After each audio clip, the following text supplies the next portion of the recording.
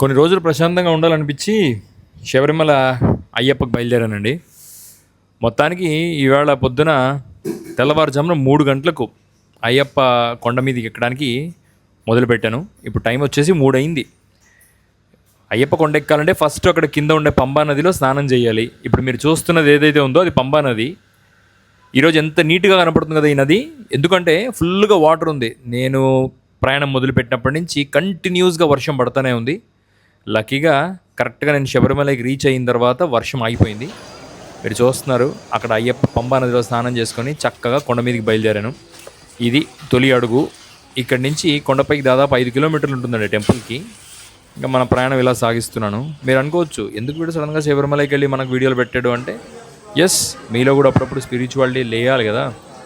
ఉన్నవాళ్ళు spirituality feel అవ్వాలి, లేని వాళ్లకు స్పిరిచువాలిటీ క్రియేట్ చేయడం కూడా మన బాధ్యతల్లో ఒకటి. చూసారా, ముసలి వాళ్ళు, ఆడవాళ్ళు ఎంత చక్కగా, కాకపోతే ఆడవాళ్ళు అందరికీ అలవలేదు, 50 years దాటిన వాళ్ళకే. చిన్నపిల్లలు ప్రశాంతంగా కొండ మీదకి వచ్చారు. నాకు అప్పుడప్పుడు అనిపిస్తుంది ఈ కొండ ఎక్కుతున్నప్పుడు దానిలో నేను ఏమైనా పడిపోతానేమో అనిపిస్తుంది. కానీ అక్కడ చిన్నపిల్లలు ఉన్నారు చూసారా, వాళ్ళని చూశాక మోటివేషన్ వస్తుంది. ఇక దారిలో మనం పడిపోకుండా గ్లూకోన్ డబ్బాలు, ఈ జ్యూసులు, మొత్తానికి దర్శనం అయింది. అదిగో మీరు చూస్తున్న గుడే అయ్యప్ప గుడి. మొబైల్ తీసుకెళ్ళకూడదు. కష్టపడి మీకు అయ్యప్ప స్వామిని చూపించలేకపోయినా కనీసం ఆయన టెంపుల్ అన్నా చూపించాలి కదా, చూపిస్తున్నాను. నిజానికి అయ్యప్ప సీజన్ ఇంకా స్టార్ట్ ఇప్పుడు అయింది, కానీ రష్ మాత్రం చాలా గట్టిగా ఉంది. దర్శనం అయిపోయినాక తిరిగి వచ్చే దారిది. ఇది వచ్చేసి వెళ్ళేటప్పుడు కన్నస్వాములు మేము వచ్చామని చూపించడానికి ఒక ప్లేస్ అండి. అక్కడదో కన్నస్వామి ఫస్ట్ టైం మాల వేసుకున్నవాడు అక్కడికి వచ్చి నేను వచ్చాను అని నోటిఫై చేసి ఒక ప్లేస్ అనుకోండి.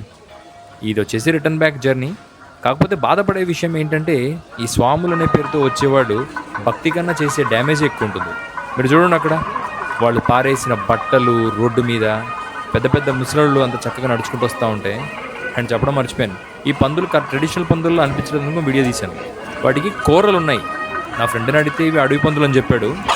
సో అడవి పందులు మామూలుగా మనుషుల్ని చంపాలి, కానీ మనుషులందరినీ చూశాక అక్కడ మా వాళ్ళకన్నా ఆ పందుల కన్నా చాలా ఫెరోషియస్గా కనపడిన మనుషుల్ని ఇంకా సర్లే వీళ్ళని మనం ఏం చేయగలం అని చెప్పి వదిలేసినట్టున్నాయి.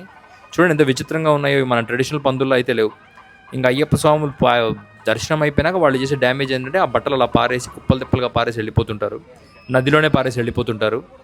ఇప్పుడు చూడడానికి ఎంతో ఆహ్లాదకరంగా అందంగా కనబడుతున్న ఈ నది చూసారా, అక్కడ నీళ్ళలో తేలుతా ఉంది, అలా బట్టలు పారేసిపోతారు.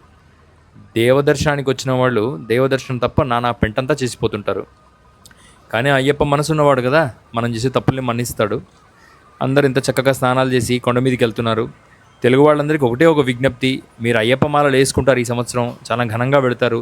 దయచేసి పంబా ప్రాంతాన్ని పాడు చేయొద్దు, దానికి గౌరవం ఇవ్వండి. భక్తితో శ్రద్ధతో అయ్యప్ప మాలలు ఆచరించండి. ఖచ్చితంగా మీకు మంచి జరుగుతుంది. స్వామియే శరణమయ్యప్ప.